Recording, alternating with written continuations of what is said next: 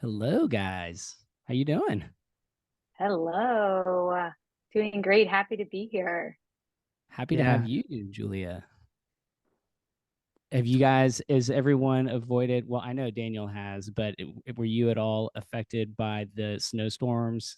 There was like epic storms across the country and absolutely nothing. It's like sunny and beautiful in Texas.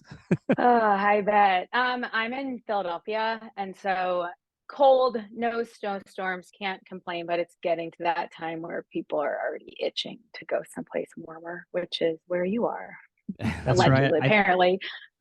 I think the last time we caught up was around the time of the World Series, and you were rooting for the Phillies. Oh, So sorry to bring that up, but yeah, Dang. that's okay. I mean, it was an emotional roller coaster, and by the end I was glad that glad that it was just over. I yeah, didn't have to stay up late anymore, but we'll see. I'm not super duper a sports person, but the Eagles, they tell me the Eagles are doing well, so the city has some beacon of hope.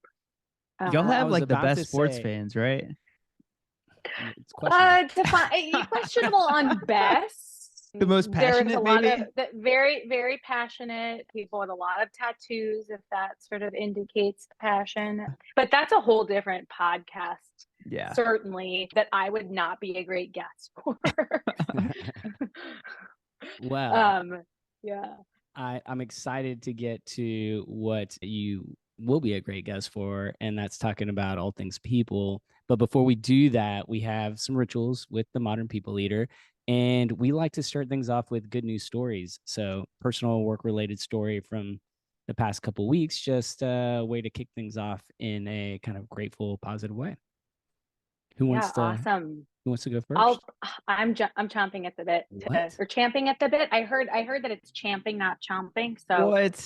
the Oh. fact checkers will correct me, champing I at the bit. really hope that's Um not right because I've said it wrong for 46 years or 40 years. Oh man. I'm sure your staff fact checking this will find that out. But I love this ritual, and I've had the opportunity to listen to y'all and get inspired by some of the other guests. And so was thinking about it and had one in mind. And then come Monday morning, as I mentioned, it's like cold, dreary, getting to be winter here in Philly. And I had signed up to do some volunteer work through Guru. We partner with this group down the street from our hub office called Broad Street Ministry. And so they do food service for folks in a very like radically hospitality sort of way.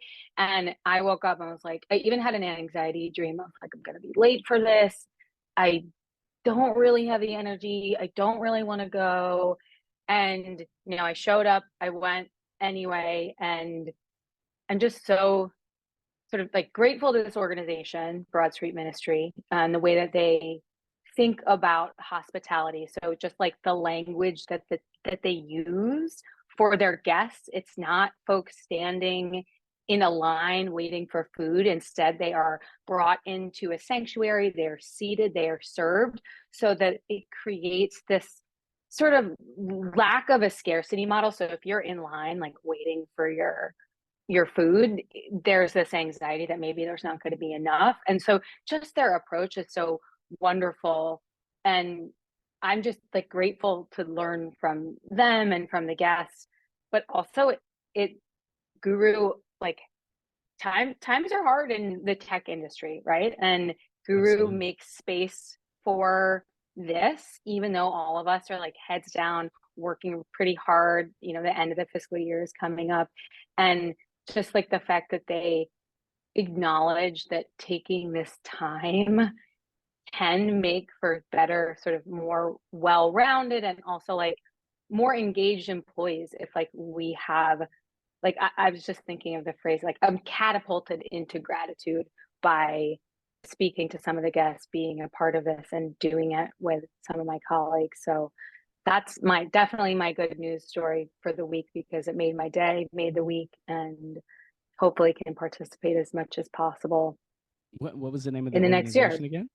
It's called Broad Street Ministry. So Broad Street Broad, Ministry. speaking of sports, Broad Street bullies are like I think the Flyers fans or the Flyers, someone's going to correct me on that. And so Broad Oh. Street's this main drag in Philadelphia. Oh, They even have like a hygiene service and they call it a concierge.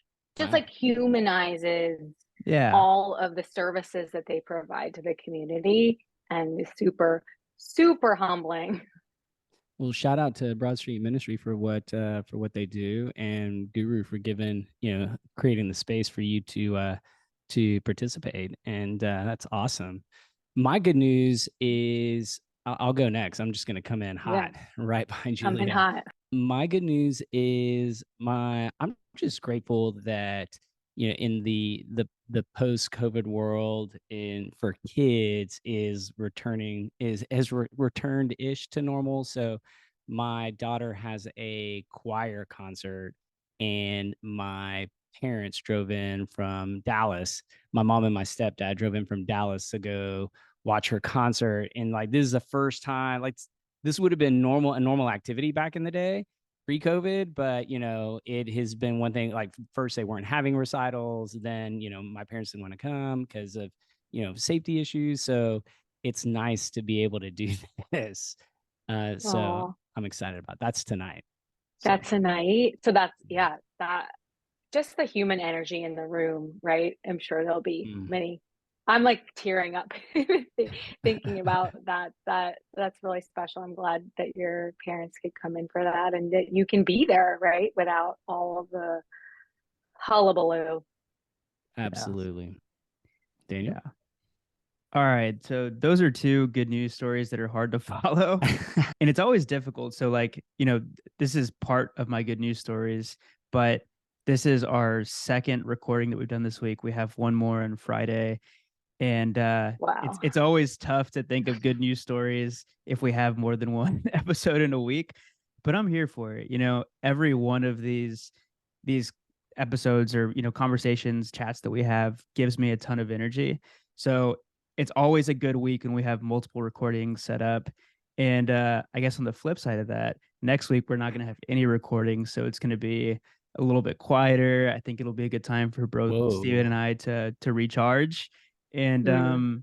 yeah, I'm just grateful that we're able to even have two of these in one week, let alone one. So it's my good news story. Yeah, congrats on working through all of these. And do y'all ever get, have sore throats from all the chatting? Like how do you do self-care on your voice boxes? Uh, Honestly, huertas or talkers, I was gonna I feel like say, we all have that, and that's a family trait. definitely. Cousins, not brothers, right? Yeah, yeah. But I Yeah. told Julia when she meets you to say that we're brothers. How Yeah. Yeah. sweet. Even though that was Daniel saying it. Well, we got a lot to cover, guys, and I feel like we could just chat about good news We for a whole could. straight hour. Well, moving on, one of the things we love to hear about is the story of our guests. And so tell us, walk us through the highlights of, what led to you working at Guru as lead communications manager, internal communication. Yeah.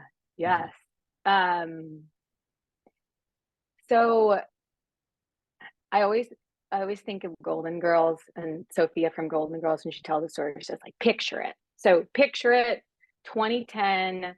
I'm in my little car. I drove out to California without a job and knew I wanted to do something in marketing, maybe social work. I had kind of dabbled in the social work space. And I landed in Silicon Valley and got a job in ad tech. And that was the same year, 2010, that Facebook opened their advertising API. So that meant that advertisers and folks placing ads for advertisers could programmatically target ads on the internet.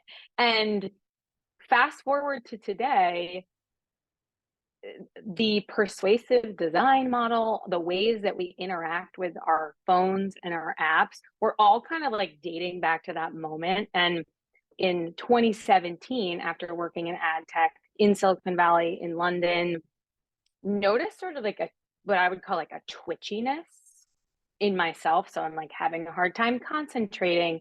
I remember waking up and I'm checking my email before I brush my teeth, right? Like those are these kind of Wow. Yeah. habits that I mean, I'm in my early 20s. I want to make a mark in my career, right? We're a global company. So there's always something coming in from someplace else and something to respond to.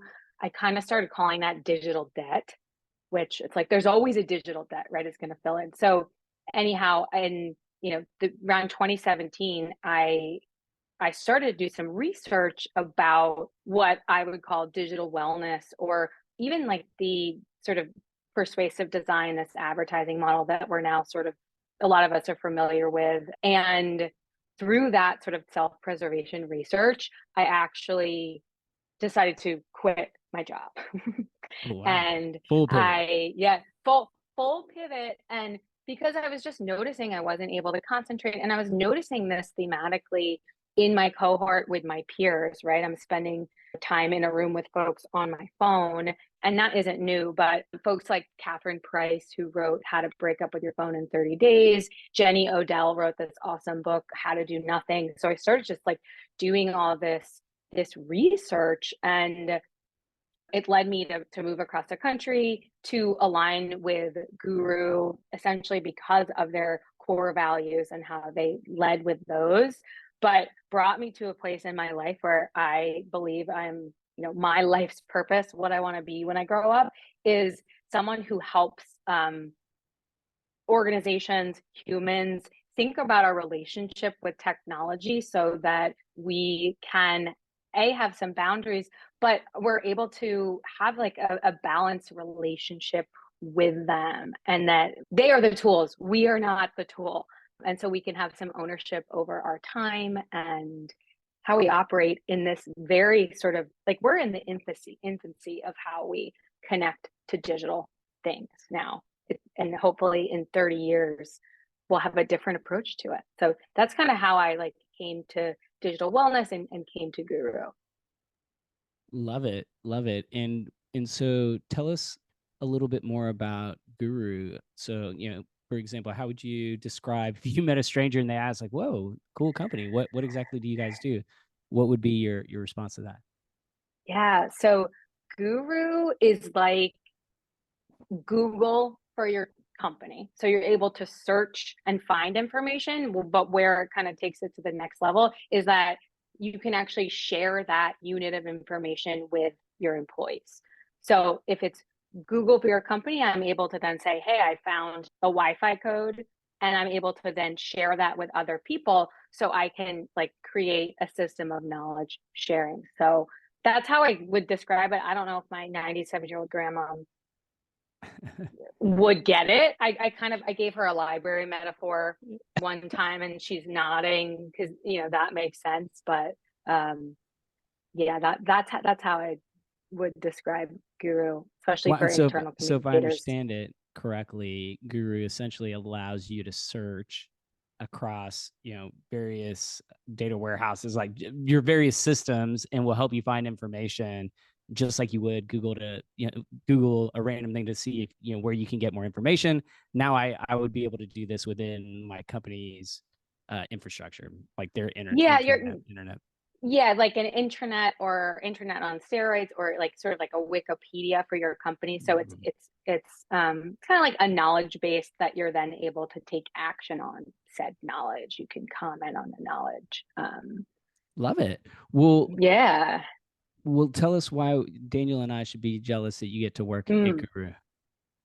So I was listening to one of your recent episodes with Sada, and she reframed the jealousy Oh, question. yeah. So In now fact, I maybe we need can't. to Now I I had forgotten about that. But go ahead. Go ahead. yeah. So I'll copy a page out of her book, but something I really, why I joined Guru and why I stay at Guru is that we have our values built into almost everything that we do. So whether that's ways to recognize one another for living our values in Slack, or at our monthly town hall, which is tomorrow, it's just real, right? You can say it, you can write about it, but like it truly is like in every decision that we do in all of our programming, and all of the written values, they evolve with employee input as the company evolves. And one thing I will share that might make you envious, jealous, is that being a music fan, Guru is so, as opposed to sports focused, music focused. So we went kind of as a company to see LCD sound system in Philadelphia. What? I know, and our CEO had created a space for us to all hang out before, and like I've never worked at a place that has that much like sort of appreciation for the arts and local things. So next time you guys are in Philly, we'll plan around a show, or maybe we'll have to do a company event in Austin or something, because that's a big. You're in Austin, There's right? some pretty good. There's some pretty Daniel? good shows here. There's some pretty good shows here in Austin, but that sounds amazing. I can't like you had your own like team party at an LCD sound system concert. Which is already a party, as we know. Oh yeah. Yeah. So real quick, could you tell us a little bit more about your role as principal internal communications manager? Like what does your day-to-day look like? Yeah, so I'm really focused on operational efficiency and employee engagement. And those two things really go hand in hand for me. So I kind of approach it in 3 buckets. The first bucket is creating digital by default communication strategies. So if you think about a global team, right, you need to have sort of an asynchronous communication strategy that evolves in order to meet the needs of your employees. The second thing is developing, with employee input, best practices and guardrails for how we communicate as a company. And that's been very fruitful, right? Like creating a feedback loop with employees for, what is our Slack best practice? What is our meeting best practice? Little things that all sort of add up to a better experience for employees.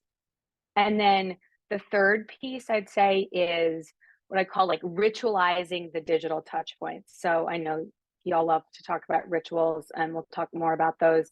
But every single time you're interacted with, if you are a remote or hybrid employee, it's typically like a digital touch point. So if we can ritualize those around company meetings or when employees expect to hear from certain leaders, that creates this cadence. It creates sort of like a little cognitive stability, so that then they sort of know what to expect.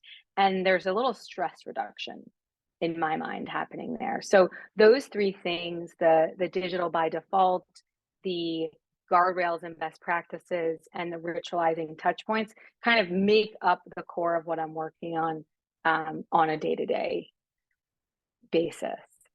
Gotcha. I think that's really helpful for just setting the stage for our audience on what we're going to talk about today. We're going to get into each 3 of those components. So one thing that I've heard you say is that information overload is hurting our bodies in the businesses that we work for. Can you tell us what you mean by that?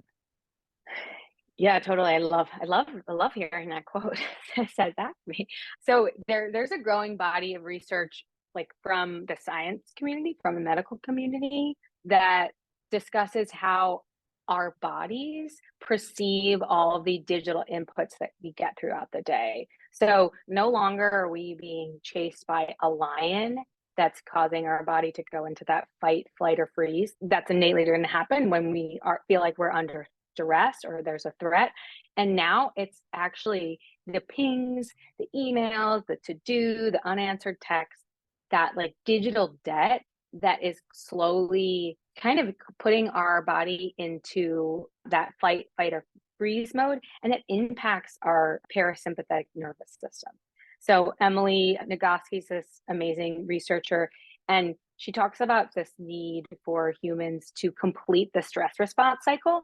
So imagine if you're like being chased by a lion, right? And then you have to like shake it off, or you do some sort of like ritual dance to, you've been saved, like everything's fine. And a lot of times humans are exercising, right, to complete their stress response cycle. But if we have those sort of like little things happening all day, we hold a lot of that stress in our bodies. And if we are stressed, it's exhausting. It leads to burnout, which is a big indicator of something that could affect our business, certainly.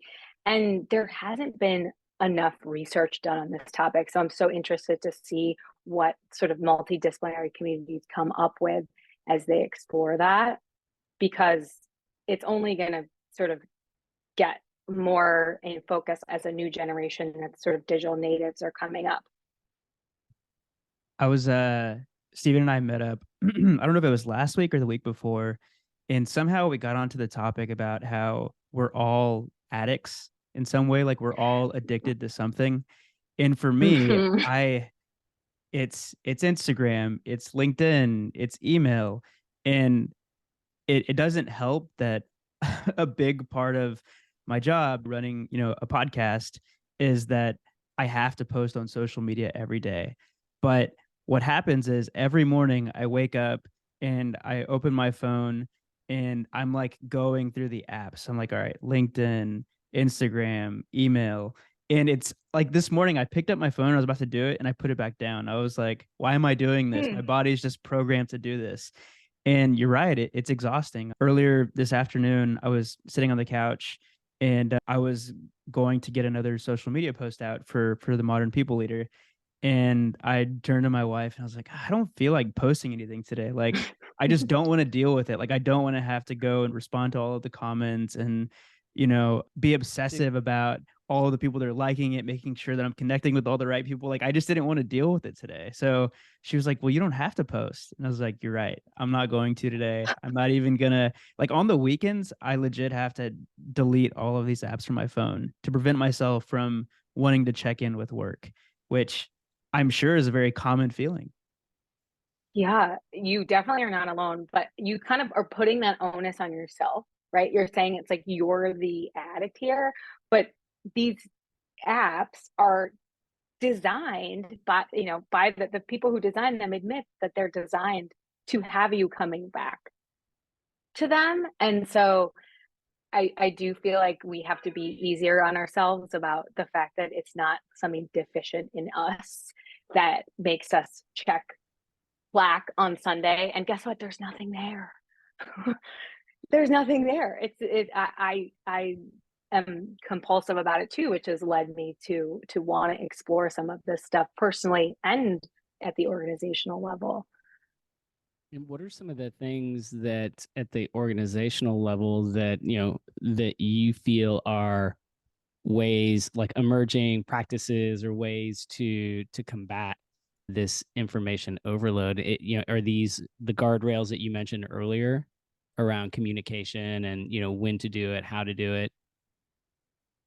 Yeah, I really think it is, and I'll just double down on this. Just it is an organization's like sort of responsibility to think about this, and I think that they really can play a role in reducing information overload and attention scarcity, because it's like some people have called it like a human energy crisis. I think actually Sada did, but that phrase is kind of floating around, and I'm really happy about it because it hurts employee efficiency and engagement and mental health if people are trying to find information and they can't. And so first I would say, and this hopefully will resonate with you guys, is that you have to take an employee first approach to finding a solution. So our friends at Future Forum, which is Slack's think tank, and this woman Helen Cupp talk a lot about how a lot of workforce planning largely happens 60% at the executive level. So that means that instead of executives surveying their employees, asking their employees what they need and meeting them where they are, they're saying, hey, like, here's what we think we should do. So kind of working back, Guru just put out what I would call an attention audit survey, where I do it every quarter, ask my employees what would improve their ability to focus and get into flow. And so just ask, that's kind of number one, right? Like involving employees in the process, and then finding a system, whatever that system is, being clear about what that system is that you can mold around employee behavior, Because a lot of folks I talk to, it's like, oh, we're going to buy this tool and this tool is going to fix this thing. Well, it's not. The Sure, tools tool. can help. Yeah, it's not the tool. It's the process, it's the system, it's the buy-in, it's the connection to, hey, I know that if I use, for example, in Slack, we have urgency indicators. This is a really small example, but something like, okay, I need a response in 5 days, and we have an emoji that indicates a 5-day response. That automatically is like a great way to communicate with someone else, because you're giving them the information about when they need to respond, and they can prioritize that on their time. And I have, we have a no meeting Wednesday, which is, that we heard from employees recently that my no meeting Wednesday is starting to fill up with meetings. Like, can we bring it back? I need this. And tomorrow at town hall, I am addressing the company and talking about how we're doubling down and recommitting to this, because we heard from employees about it. Yeah, I think it's so important, especially now where companies are going through changes, we're tightening our belts, we have less resources, we're asking employees and teams to do more with less, that you gotta listen. And it's like the little things to build positive equity with your people that are controllable. There's so many things in the world that feel Yes. out of our control, like, inflation, pending recession, no one's buying SaaS software right now. Like, I feel like that should be a headline. How that's not in my news feed, more, it just boggles my mind, because it's painful right now. And there are things that are in the sphere of influence, the things that are within our control as leaders that we can rely on. And I feel like it's easy to waver to that commitment. And what I love about what I'm hearing from you is not only are you continuing to listen, but you're also like getting back to the intention of these programs that you guys rolled out. And so remind me, Yep. are you, what is your working model? I feel like that's a interview question that we should always ask up front. But are you guys digital first? Are you fully remote? Like, what does that so look like? get this, beginning of 2020, we were 6% remote. Now we're 65. Wow. So we gave employees full flexibility, choice, meaning how do you want to work? Where do you want to work? And over time, it's increased to a 65% remote workforce. So we are hybrid. So we have 2 offices, one in Philly and one in San Francisco. And people come in on specific and very intentional, like, hub days where we have a meal, and we try to have that in-person meetings on those days. And so it's sort of as a choose your own adventure, which is great for employees, and also an interesting challenge to manage from a communications and an employee experience and operational efficiency standpoint, certainly.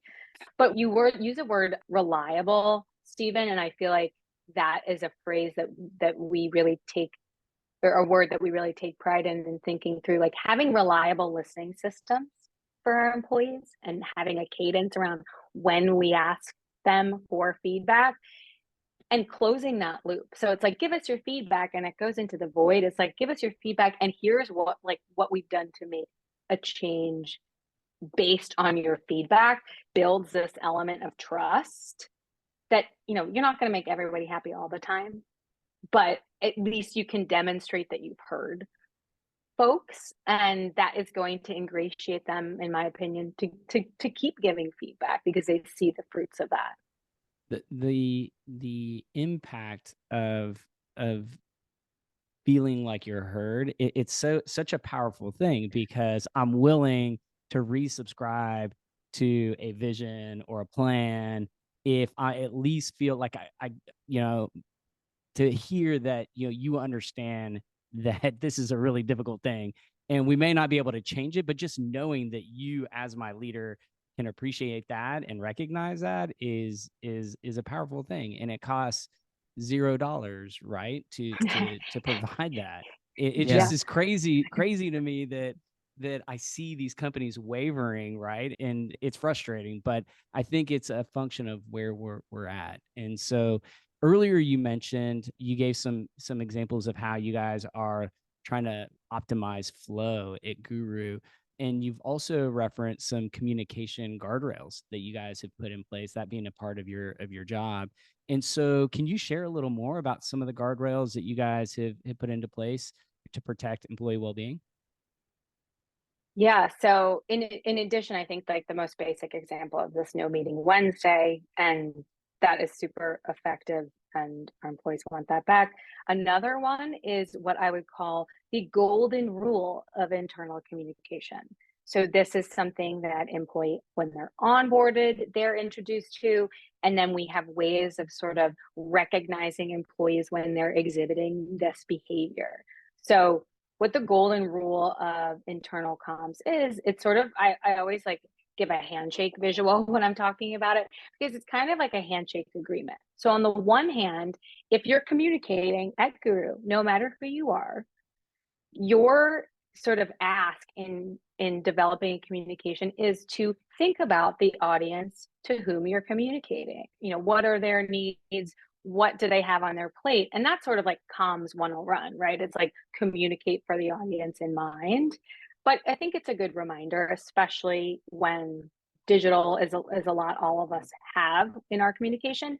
And I think the more interesting part of the golden rule of comms, the second part of the handshake agreement, is the ask of employees to give feedback and radical candor around when something doesn't make sense.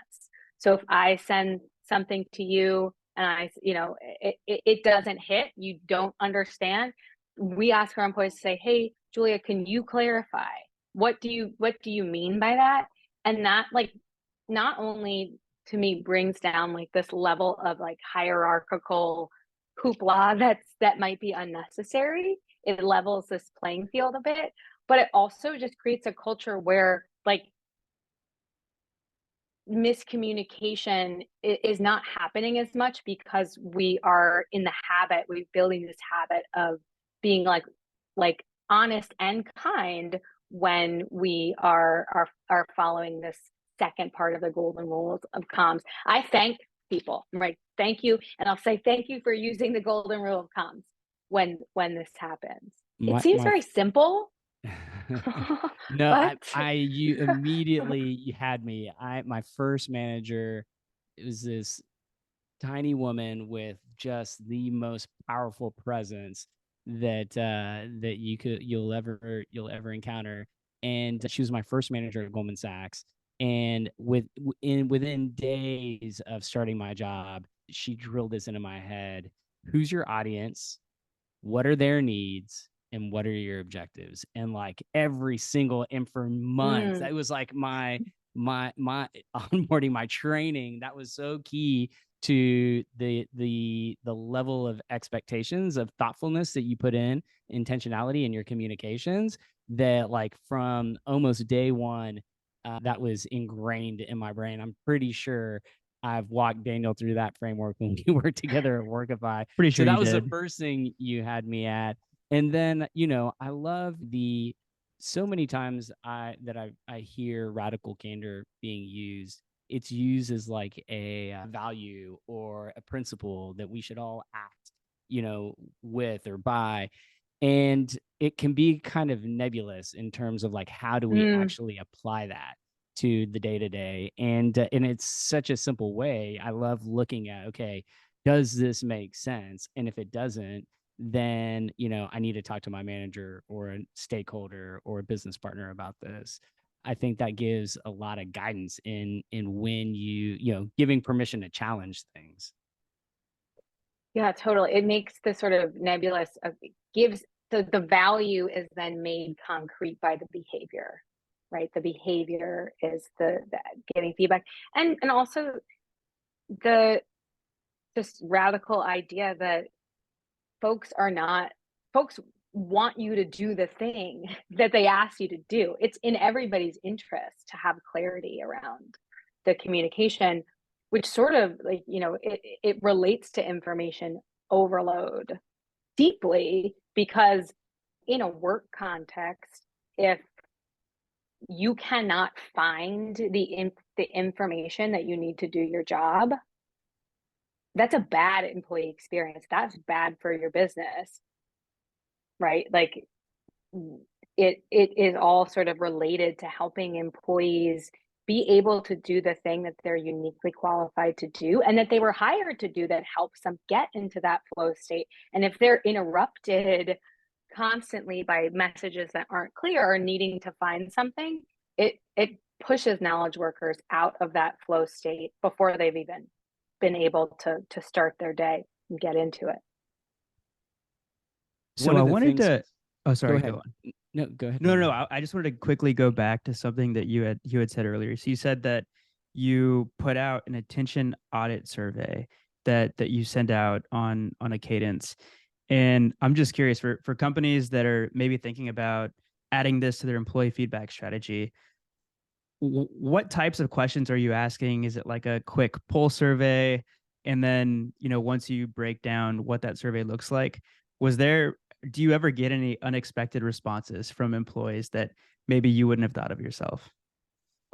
Ooh, great question. So I'm actually gonna pull up the question so I can be clear. So sort of like, I want to understand, first of all, it's a two minutes to take survey. So anytime you send a survey, I want to tell employees it will take you this much time to complete, right? Like giving them an expectation, to the point about like expectations, objectives. And then I ask questions like, how often would you say you feel overwhelmed by the amount of information you receive? And then give them some option there. How at the end of most days do you feel like you've done? Are you behind? Are you satisfied? Are you missing some things? Is this not a problem for you? We have a question around, when I feel overwhelmed by the amount of information I have to consume, I am stressed, get a headache. A headache is not a real response, but give them sort of a drop down of choices. It affects my ability to focus. It affects my ability to relax. It affects my ability to absorb information, to have relationships in work, to have relationships outside of work. And it's been so interesting to also look like what type of team answers these questions. So that's kind of the first part of your question. And then my favorite, the place where I always just like go and looking at the survey results, is the question, what suggestions do you have to improve the experience of information overload at Guru? And we just closed our survey yesterday. People talk about like personally removing themselves from certain channels, going for a walk. The sort of clarity around formatting of messaging is interesting. So people want like a certain type of message, a certain type of ask to be in one format. So cognitively they can know, hey, this is like a people update and I need to do my open enrollment, or is this an FYI? That was pretty interesting to me as well. And I'm happy to share a copy. I have an external copy of this 5-question survey with you, with your listeners, if folks want to kind of try this out Be great. in their organizations. Yeah. I feel like you, as a people leader, it's always great to have questions that others are using that are effective in kind of measuring the factors that you're trying to get more information on. So that would be great. I was listening to a speech that you gave, and you talked about JOMO, which I'm now applying to my everyday life, by the way. So for our audience, what is JOMO and why should more companies embrace it? Oh, yes. Well, we might remember FOMO, fear of missing out. This is Catherine Price's term, JOMO, joy of missing out. And definitely something that I experienced during the pandemic. It's like, oh, did I really want to go do all that stuff? But from a work perspective and from sort of a guru guardrail perspective, back to your other question, the idea that it is exhausting. There is information overload. If you were going to be in every Slack channel, on every email, in every meeting, you would not be able to do the thing that you were hired to do and that you're, sort of in flow with, and you're not going to be able to retain all that information.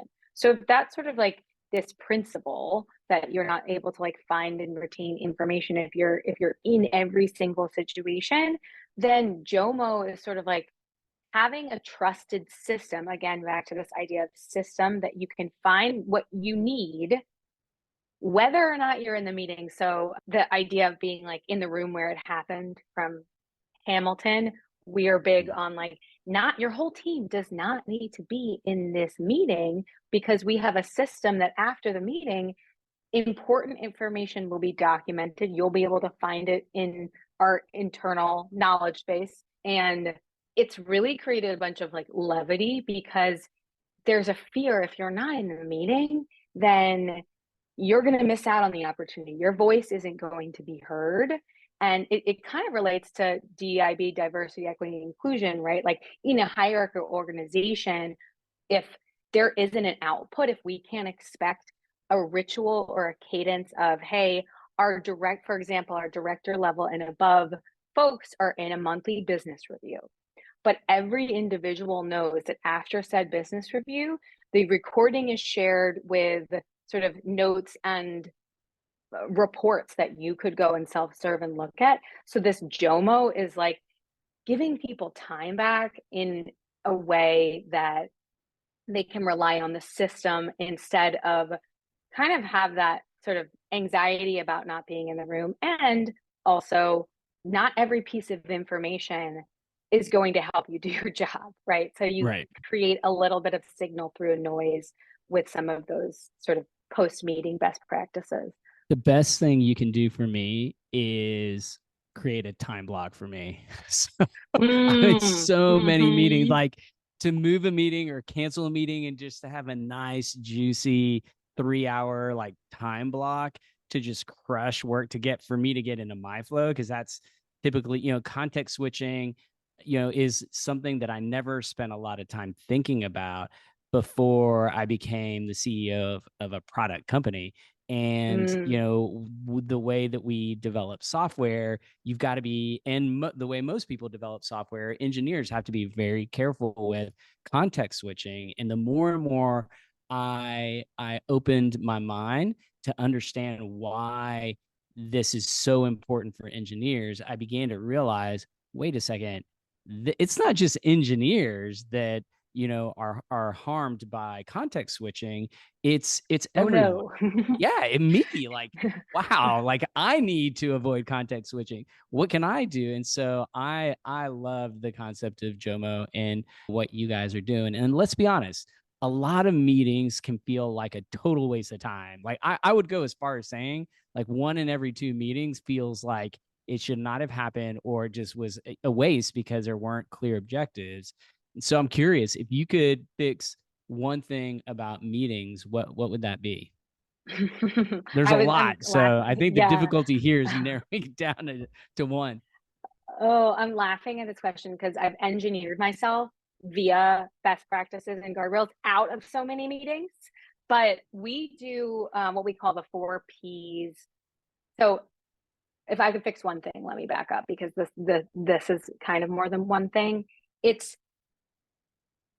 I think it's the people aspect of the meeting, meaning time is and energy are super valuable resources. If I'm showing up to a meeting and I don't know what my role is in the meeting, what the sort of like RACI model, I'm responsible, accountable, sort of being consulted or informed, what my role is in the meeting and how I'm going to add value, that's not a good situation for anyone, because I show up, maybe I'm cranky because I'm like, why am I in this meeting anyway? So the like being very deliberate about communicating to the people you're inviting to the meeting why they're there and what they can bring would be like kind of the one thing I would fix about it. Although there are very, very many things. And now you have me intrigued with the 4 Ps. So I'm going to ask for you to share what are the 4 Ps? Yes. So 4 Ps are purpose. So why are we all gathered here today? People, as I mentioned, and defining each of their roles. Like, why are there 4 people from the same team attending this meeting? That's not a good use of time. We can have one person, which references JOMO, right? process. So are we going through a task management system and looking at where we are on a project? Are we brainstorming? So like, what is the sort of medium that we're using here? And then product. At the end of this meeting, we will X. If you don't have those 4 things in the meeting invite, I will personally and encourage my colleagues to give you the feedback. Hey, what's the 4 P's of these meetings? And our meeting reduction, like we have reduced meetings significantly at Guru between those best practices and the no internal meeting Wednesdays for sure. Yeah, I feel like meetings, or I guess not getting the most out of meetings or having good meetings is a big topic right now. So, for anybody Yeah, listening, implement the 4 Ps. I think it'd be a total game changer for your company. it's pretty easy too. Yeah. And there's all these tools popping up, right? There's all these tools popping up about how to have better meetings, but it's about the system first, and then try the system that's free, and then try the tool. Yeah, yeah, you're right. It is all about the system. So we had Erica Keswin on the show earlier this year, and we talked about the importance of rituals in the workplace. And her definition of a ritual is that it needed to have intention or meaning behind it. It needed to be in a certain cadence, and that it needed to go beyond its practical purpose. Is this similar to how you think about digital rituals or digital touch points? And is there anything that you would add to that definition?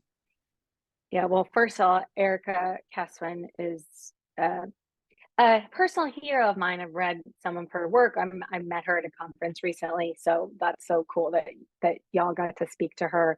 And the same has to go for digital rituals, especially if your company is 65% remote, or if you're moving that way, having sort of like ways that folks can expect to connect can impact the bottom line, certainly.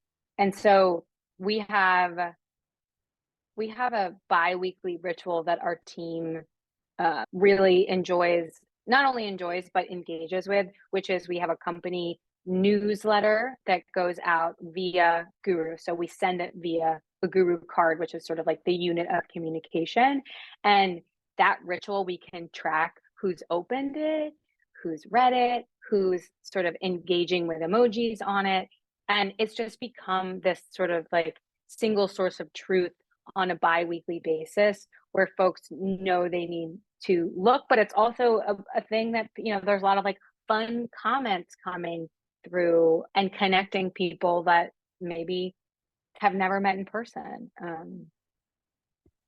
Yeah, I think rituals are so powerful. And almost everything that we do at the Modern People Leader has rituals built into it. So, during the episode, we ask good news stories for every episode. We do rapid fire questions.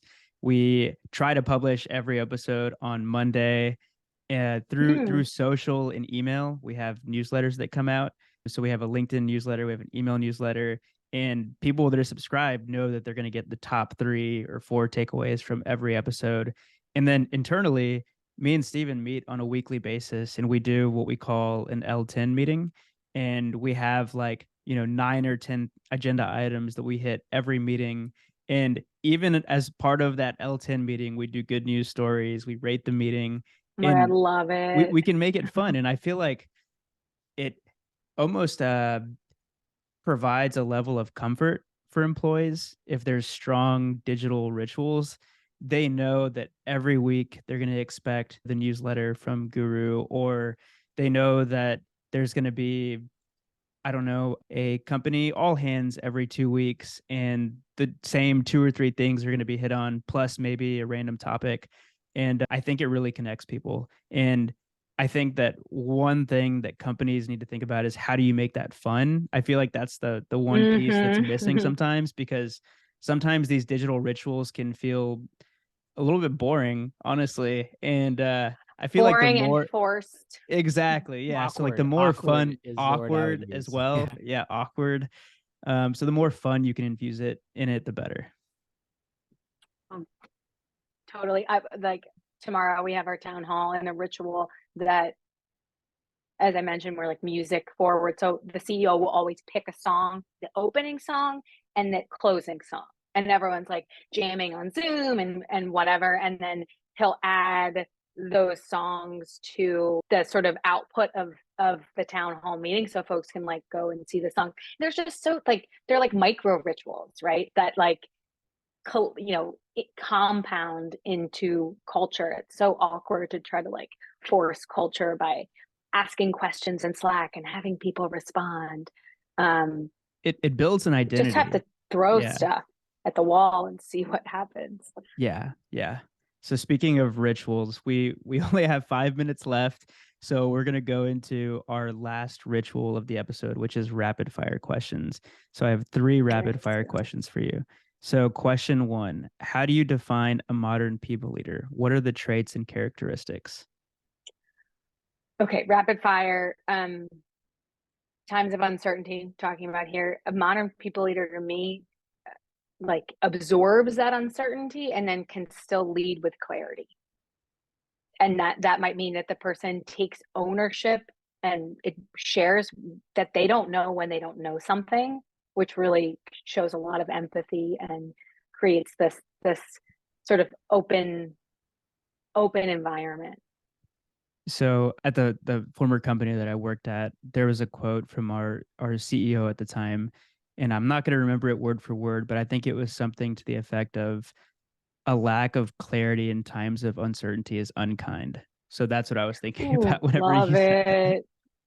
Love it. We say clarity is kind, like clarity is kindness, right? Maybe that's what he said. Yeah.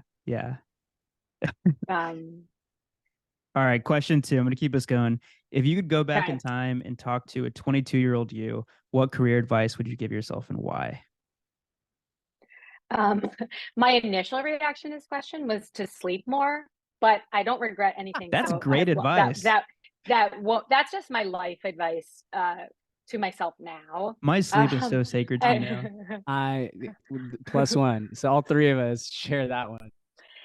Sleep more, like rituals around sleep. We could have a whole episode around that. But you were actually just mentioning fun, and what I really think is like make room for play and creativity in your work, because as we get older, that can be stomped out of us if we don't like take the time, maybe the time off the internet, to like figure out what play and like true fun is for us, because that's often when we're in flow, and the world isn't that hospitable to like adults playing. It kind of sounds silly, but like what is play for you? Like think about integrating that into a ritual in a daily way, in a weekly way, and that creates space and time for you to do your best work if that you're building that into your lifestyle.